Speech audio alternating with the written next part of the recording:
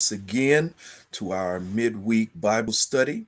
I am Pastor Dr. Dwayne Cook, pastor of Refuge and Strength Full Gospel Assembly, as well as the president of Clement of Alexandria Theological Academy. Thank you once again for sharing again with our Bible study. We're looking at really what we shared on last Sunday, giving a little bit more meat to it. Crazy Relationships and God, Part 2.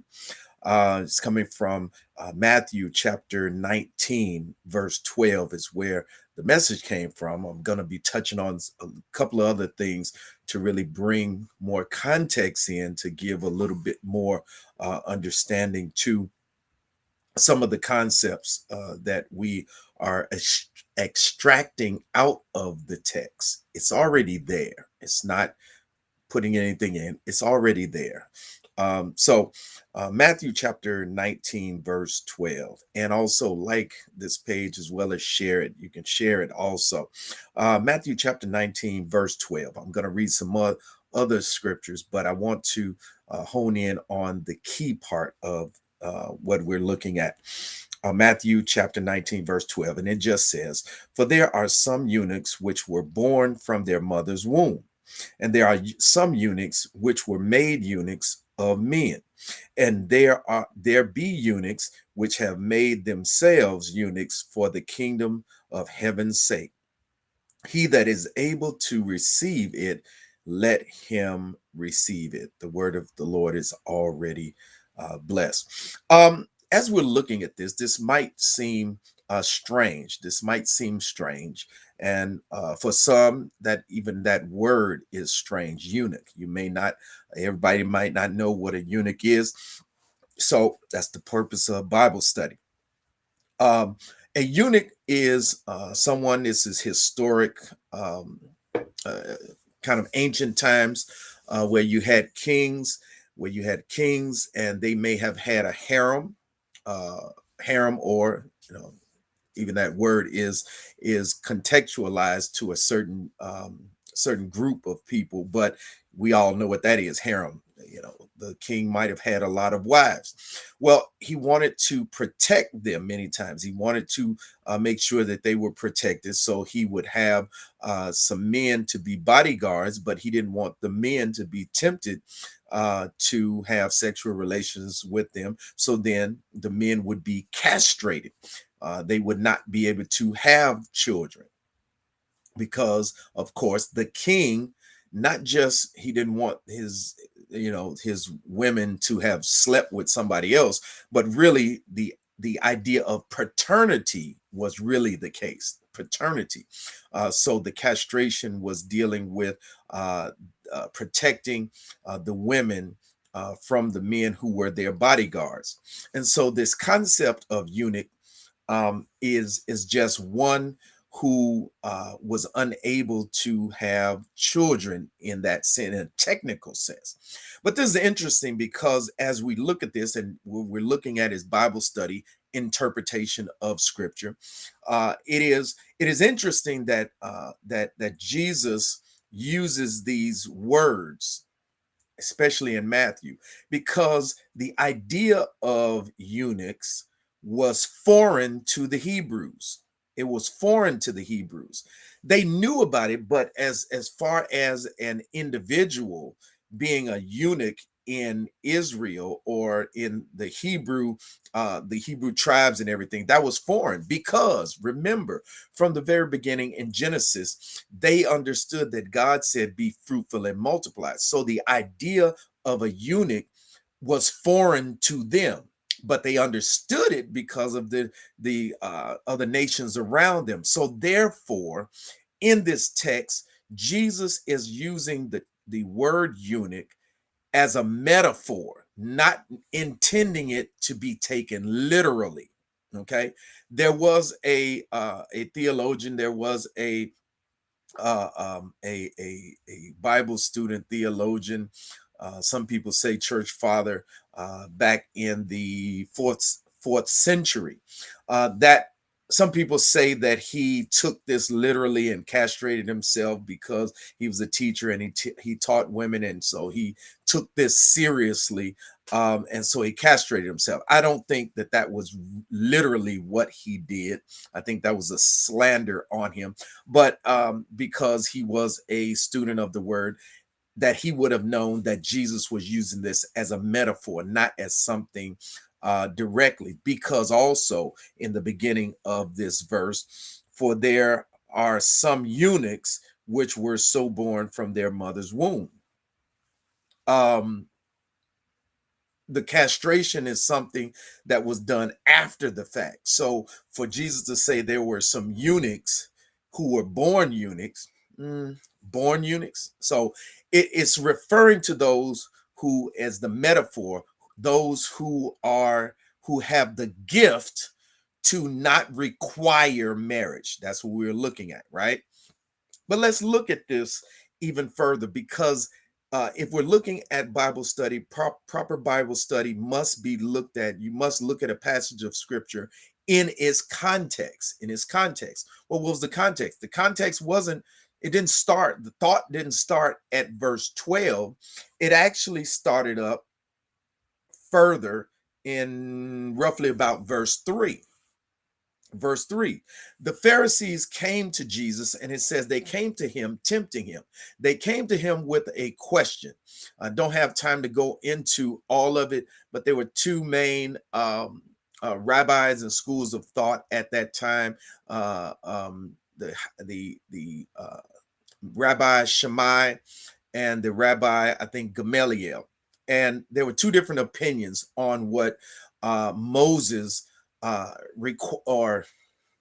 Moses allowed for the Hebrews, and so concerning marriage and divorce.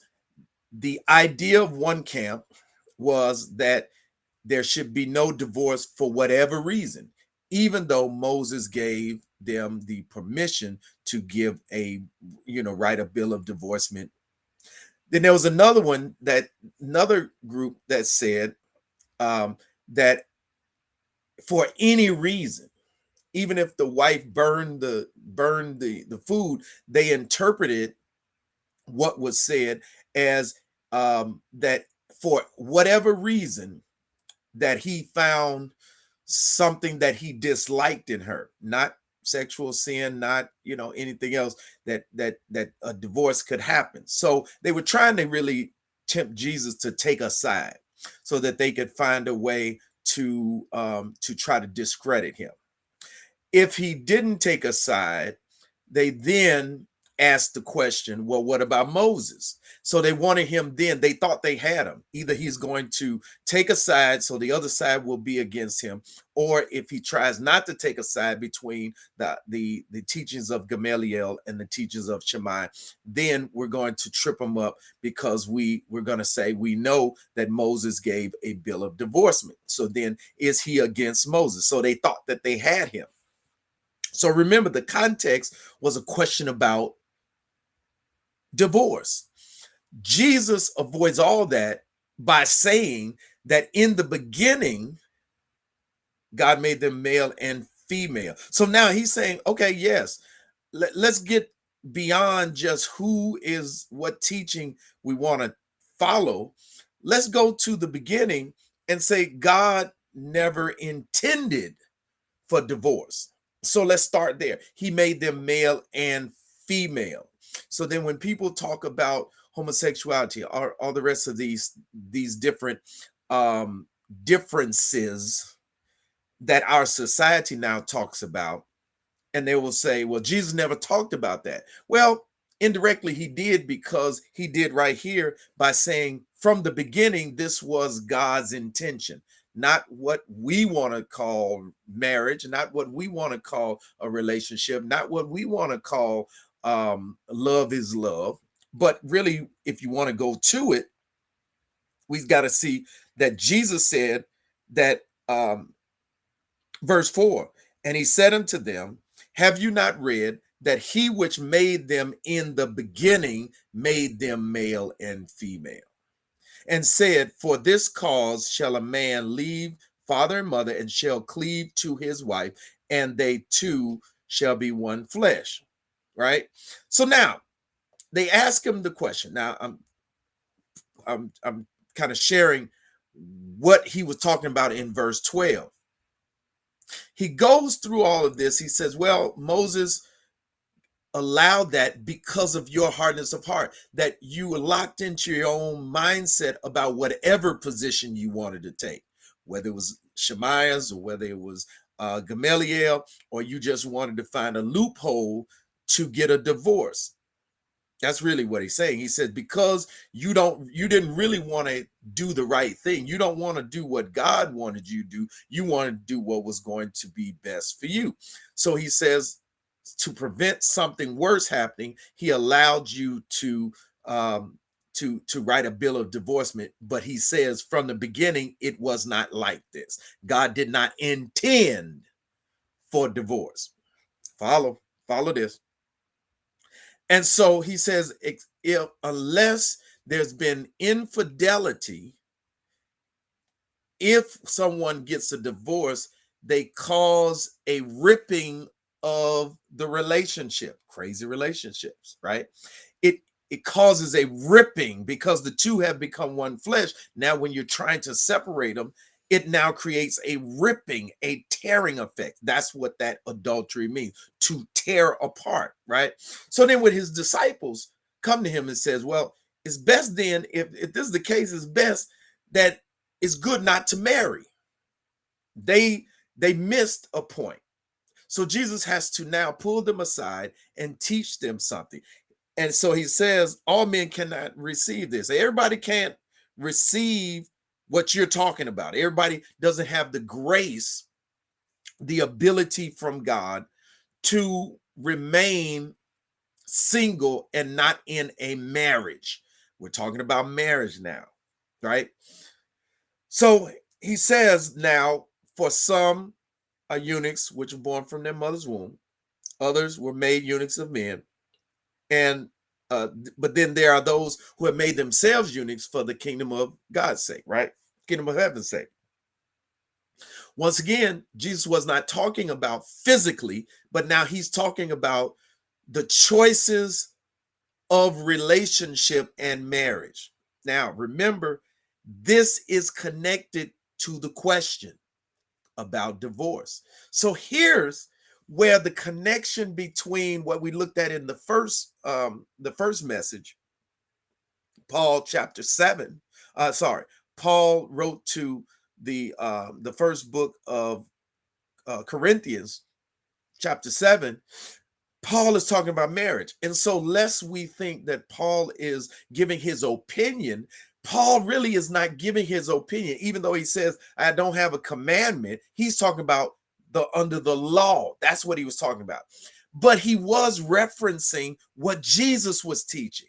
If you follow this, Paul in chapter 7, from verse 1 all the way to about verse 16, you could really track everything that he's saying. He's answering questions, that the Corinthian church sent him. And we can piece together what those questions was by what his answer is. But he says, concerning those things that you wrote me, it's good for a man not to touch a woman, meaning sexually, right? So, and meaning sexually and not being married. Now, watch this. If you track what Paul is saying and put it side by side with what was going on and what was brought to Jesus in chapter 19, Matthew chapter 19, it fits. He's teaching what Jesus taught. Remember, the context was divorce. So really, if you think about it, the revelation that Jesus gives in verse 12 now makes sense. If the Pharisees are coming asking about divorce, it's more than likely, watch this, it's more than likely that there were some people who were getting divorced because their relationships were facing some challenges that the people just didn't want, that the men or the people, either one, man or the woman, didn't want to deal with. So I'm out of here. Okay, I shared last Sunday that there was a brother Latarius, I think Whitfield, that he shared that he got a divorce because his wife, she wasn't that sexual. She didn't require that. She could be fine just holding hands, all the rest of that. But he had a healthy sex drive, and he wanted to have sex, but she really didn't. And it was really a problem that led into divorce. So if we see this, she might have been born one of those who didn't really require marriage, but as a believer, she entered into it and all the rest of that, because being married is more than just splitting the bills and all the rest of that. It is the physical one, not just a spiritual two become one flesh, but even the in the sexual act, it's that the two becoming one flesh. And when you look at this, it makes sense then if people don't know that the one whom they're about to marry has a different grace, has a different way of operating in a relationship. It can create problems that sometimes can end in divorce. And so when he's saying this, there's some that have been made eunuchs by other people. And so when we go to, and so I want to look at that, but I want you to now look at this, what Paul says here. Paul says here, and piecing this together. So when Paul says to avoid fornication, verse 2 in 1 Corinthians 7, verse 2, nevertheless, to avoid fornication, let every man have his own wife, and let every woman have her own husband. But don't think that just because you're a believer, we just need to get married so that we won't have sex and we won't have fornication and everything's going to be all right. He said, no, there's some other stuff you got to understand. He says, if you can't contain, get married, okay, to avoid fornication, right? But he then goes in to say, you got to understand, if you're going to do this, you have to know some things.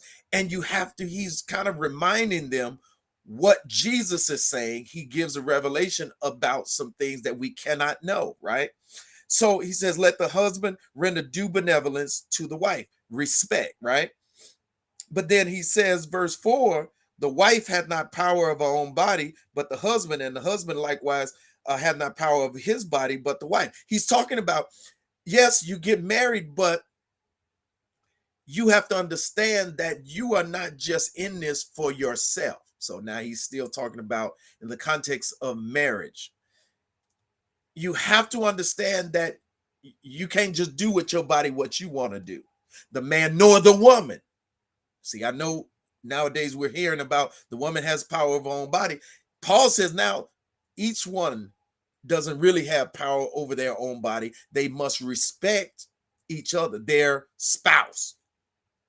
He says, verse 5, defraud not ye one another, except it be for consent for a while, that you may give yourselves to prayer and fasting and come together, so that Satan tempt you not for your inconsistency. So then it could be that what was going on also was that some people were trying to be so spiritual and looking at, because the culture made sex the main thing and idolatry, sex into idolatry. So then sometimes you have people where they come out of something, they now will come out of that, and even though what it is, talking about sex, may be honorable in marriage, but because they've come out of a culture where sex was used for idolatry, now even though they're married, they still look at sex as being sinful even inside of the marriage. So here he says, he probably was saying, hey, there's some of you all that thinking that you're more spiritual because now you're not having sex and you're looking at sex even inside of the marriage as being sinful. But he's saying, don't make this mistake where now you end up getting a divorce because one is trying to be super spiritual and I want to pray and I don't want to have sex. He said, don't defraud one another, whether it's the man or the woman. Don't defraud one another. And so he's going into all of this, but every one of these things are tracking with what Jesus says in Matthew chapter 19. So when you look at it, I want you to do that. I want you to do that. I want you to look at First Corinthians chapter 7, verses 1 all the way down to verse 16 to see that Paul was trying to get them to regulate and to regulate their relationships, to regulate their mindset about about their relationships, so that they could be an example, not just in holiness while they're on the street, but an example of holiness even with their relationships. And that it should be that divorce should be rare among believers, and that our relationships should be fruitful in every area, especially our romantic relationship, and that everything should be holy in all things. Hopefully, this has been helpful to you. I am Pastor Dr. Dwayne Cook, pastor of Refuge and Strength Full Gospel Assembly, as well as the president of Clement of Alexandria Theological Academy. Tune in this Sunday for our morning message, Sunday at 11 o'clock on Facebook Live, and then again on next week at our Bible study. God bless you and God keep you is my prayer for you. Bless you.